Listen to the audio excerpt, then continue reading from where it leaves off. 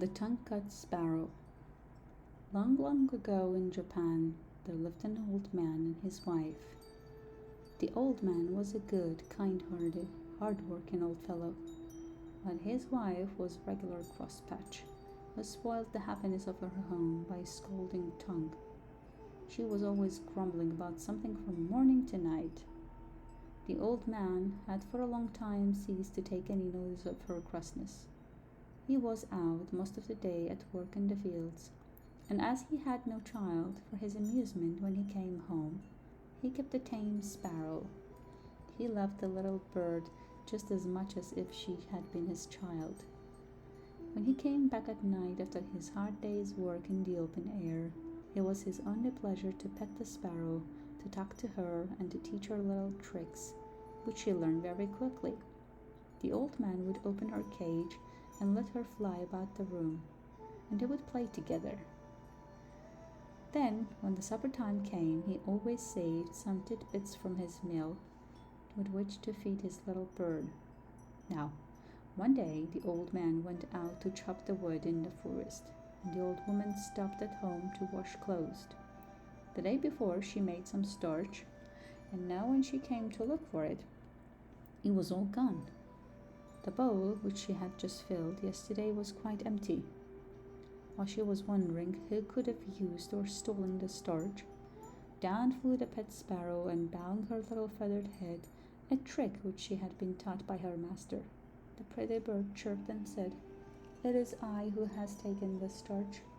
I thought it was some food put out for me in that basin, and I ate it all. If I have made a mistake, I beg you to forgive me. Tweet, tweet." You see, from this, that the sparrow was a truthful bird, and the old woman ought to have been willing to forgive her at once when she asked her pardon so nicely. But not so. The old woman had never loved the sparrow, and had often quarreled with her husband for keeping what she called a dirty bird about the house, saying that he only made the extra work for her. Now, she was only too delighted to have some cause of complaint against the pet. She scolded and even cursed the poor little bird for her bad behavior. And not content with using these harsh, unfeeling words, in a fit of rage she seized the sparrow, who all this time had spread out her wings and bowed her head before the old woman, to show how sorry she was, and fetched the scissors and cut off the poor little bird's tongue. "I suppose you took my starch with the tongue? Now you may see what it is like to go without it." And with these dreadful words she drove the bird away, not caring in the least that what might happen to it, and without the smallest pity for its suffering. So unkind was she. The old woman, after she had driven the sparrow away, made some more rice paste, grumbling all the time at the trouble, and after starching all her clothes, spread things on the board to dry in the sun, and instead of ironing them as they do in England, for example. In the evening, the old man came home. As usual, the way back he looked forward to the time when he should spend some time, and his pet would come flying, chirping to meet him, ruffling out her feathers to show her joy, and at last coming to rest on his shoulder. But tonight the old man was very disappointed, for not even the shadow of his dear sparrow was to be seen. He quickened his steps, hastily drew off his straw sandals, and stepped onto the veranda. Still, no sparrow was to be seen. He now felt for sure that his wife, in one of her cross tempers, had shut the sparrow up in its cage. So he called her and said anxiously, "Where is Suzume-san, that is Miss Sparrow, today?" The old woman pretended not to know at first, and answered, "Your sparrow? I'm not sure, I don't know. Now I come to think of it, I haven't seen her at all afternoon. I shouldn't wonder if the ungrateful bird had flown away and left you after all your petting." But at last the old man gave her no peace, but asked her again and again, insisting that she must know what happened to his pet. So she confessed it all.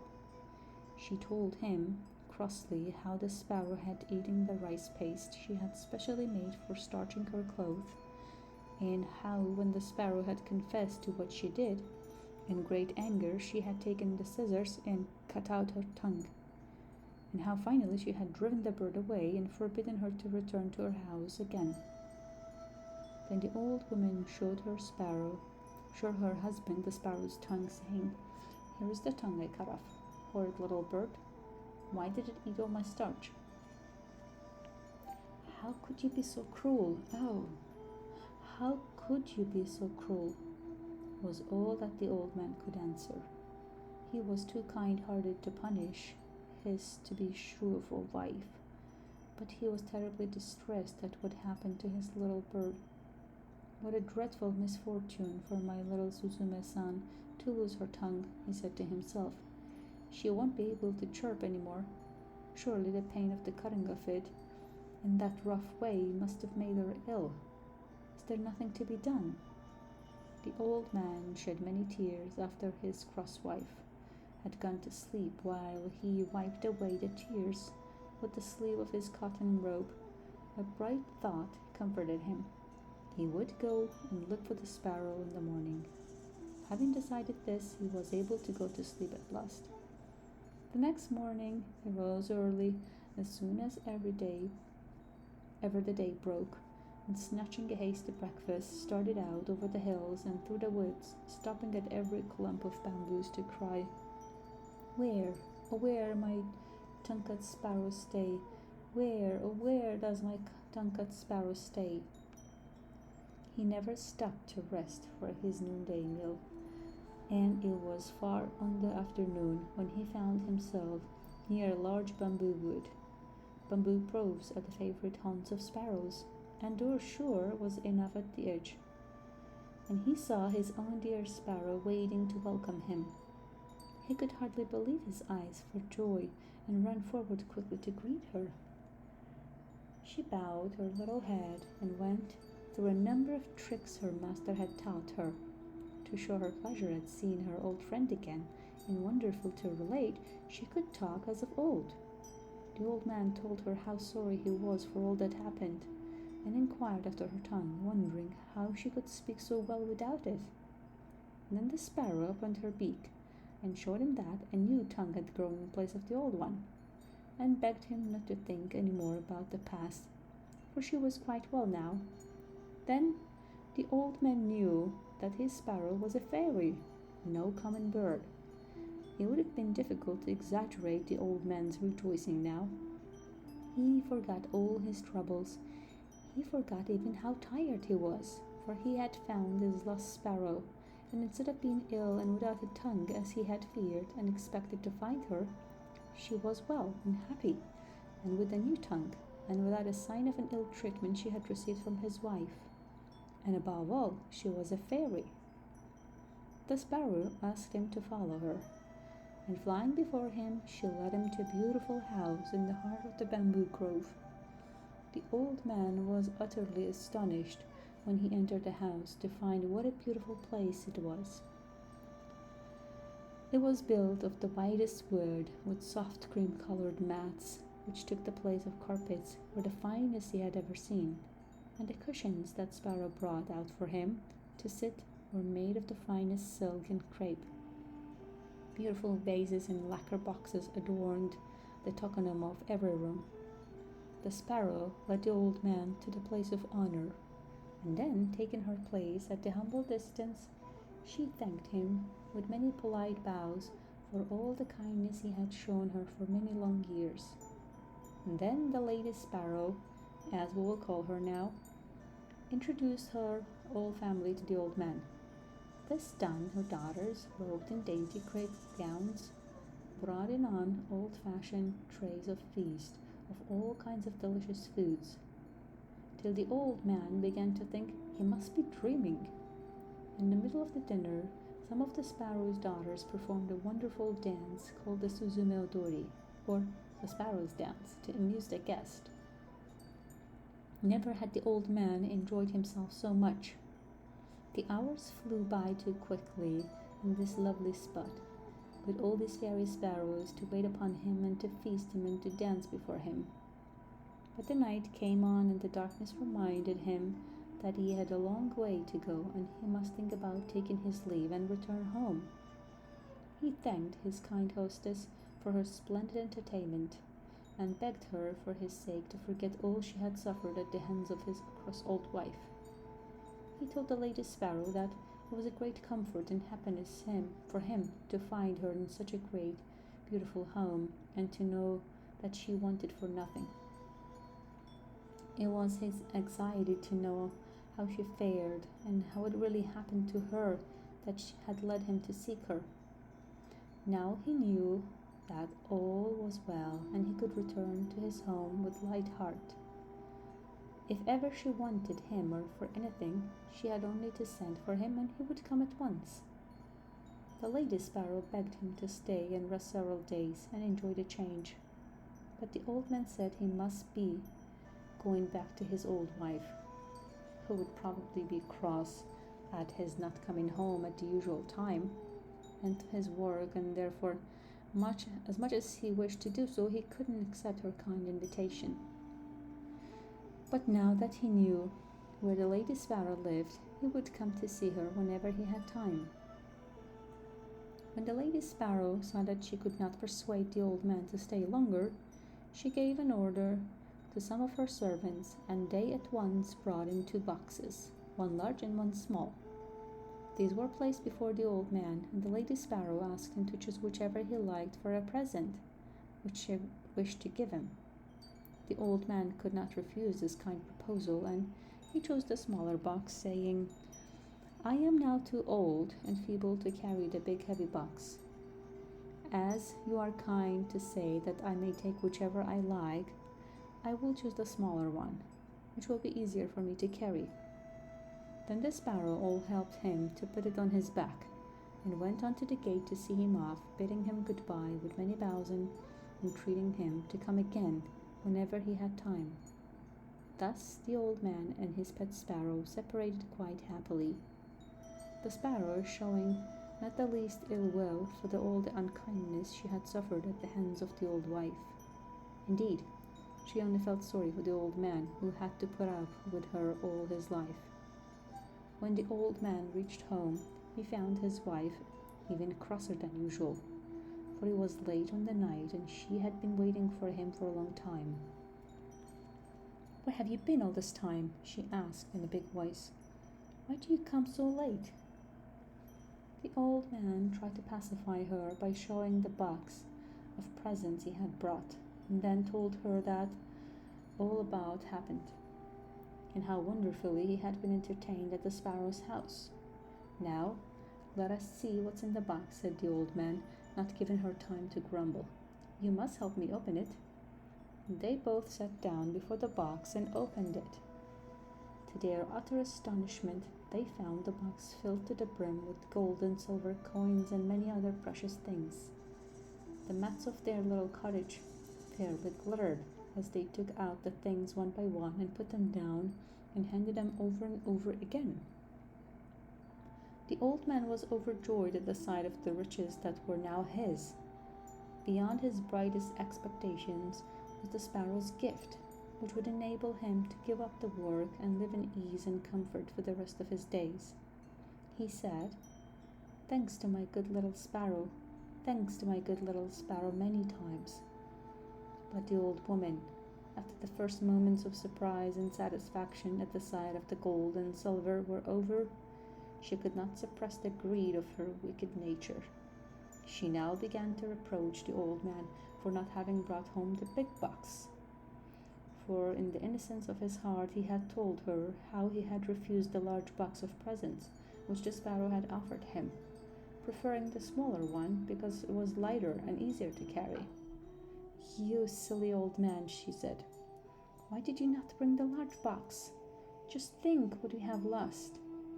We might have had twice as much silver and gold as this." "You are certainly an old fool," she screamed, and then went to bed as angry as she could be. The old man now wished that he had said nothing about the big box, but it was too late. The greedy old woman, not contented with the good luck which she had so unexpectedly befallen on them, which she so little deserved, made up her mind, if possible, to get more. Early the next morning she got up and made the old man describe the way to the sparrow's house. When he saw what was in her mind, he tried to keep her from going, but it was useless. She would not listen to one word he said.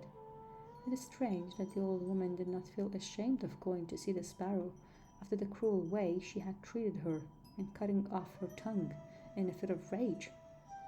But her greed to get the big box made her forget everything else. It did not even enter her thoughts that Sparrow might be angry with her, as indeed they were, and might punish her for what she had done.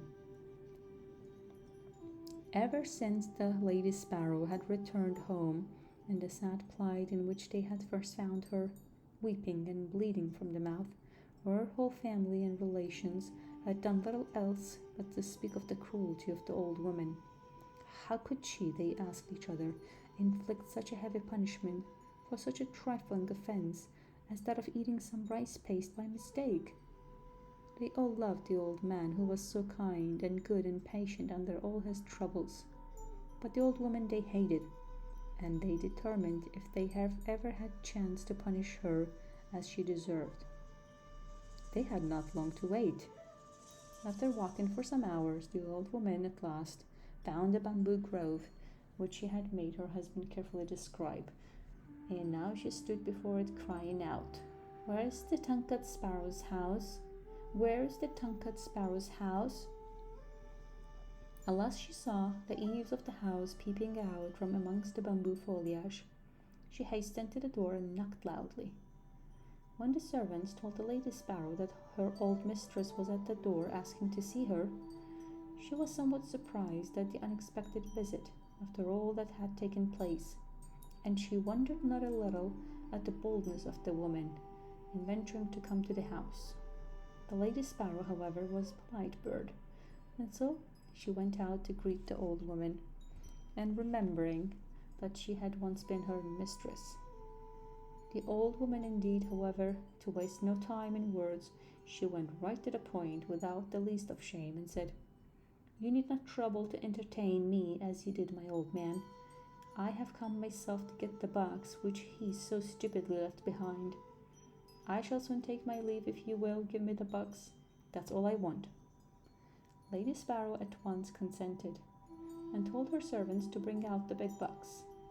The old woman eagerly seized it and hoisted it on her back, and without even stopping to thank the Lady Sparrow, began to hurry homeward. The box was so heavy that she could not walk fast, much less run, as she would have liked to do, so anxious was she to get home and see what's inside the box. But she had often had to sit down and rest herself on the way. While she was staggering along under the heavy load, her desire to open the box became too great to be resisted. She could wait no longer, for she supposed this big box to be full of gold and silver and precious jewels like the small one her husband had received. At last, this greedy and selfish old woman put down the box by the sideway and opened it carefully, expecting to gloat her eyes on mine of wealth. What she saw, however, so terrified her that she nearly lost her senses. As soon as she lifted the lid, a number of horrible and frightful-looking demons bounced out of the box and surrounded her as if they intended to kill her. Not even in nightmares she had ever seen such horrible creatures as much coveted box contained. A demon with one huge eye right in the middle of its forehead came and glared at her. Monsters with gaping mouth looked as if they would devour her. A huge snake coiled and hissed about her, and a big frog hopped and croaked towards her. The old woman had never been so frightened in her life, and ran from the spot as fast as she could, glad to escape alive. When she reached home, she fell to the floor and told her husband with tears all that happened to her, and how she had been nearly killed by the demons in the box. Then she began to blame the sparrow, but the old man stopped her at once, saying, "Don't blame the sparrow. It is your wickedness which has at last met with its reward. I only hope this may be a lesson to you in the future." The old woman said nothing more, and from that day she repented of her cross and kind ways, and by degrees became a good old woman, so that her husband hardly knew her to be the same person. And they spent their last days together happily, from winter care, spending carefully the treasure the old man had received from his pet, the tongue-cut sparrow. The end. I'll see you in the next Japanese fairy tale.